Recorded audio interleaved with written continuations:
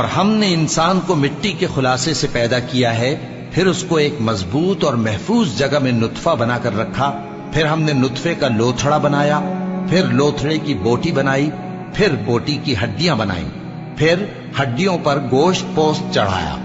پھر اس کو نئی صورت میں بنا دیا۔ سو بڑا برکت والا ہے اللہ، جو سب سے اچھا بنانے والا ہے۔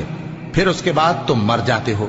پھر قیامت کے روز اٹھا کھڑے کیے جاؤ گے، اور ہم نے تمہارے اوپر کی جانب 7 آسمان پیدا کیے، اور ہم خلقت سے غافل نہیں ہیں۔ اور ہم ہی نے آسمان سے ایک اندازے کے ساتھ پانی برسایا، پھر اس کو زمین میں ٹھہرا دیا، اور ہم اس کے نابود کر دینے پر بھی قادر ہیں۔ پھر ہم نے اس سے تمہارے لیے کھجوروں اور انگوروں کے باغ بنائے، ان میں تمہارے لیے بہت سے میوے ہوتے ہیں، اور ان میں سے تم کھاتے ہو۔ اور وہ درخت بھی ہم ہی نے پیدا کیا جو طور سینا کے دامن میں ہوتا ہے، یعنی زیتون کا درخت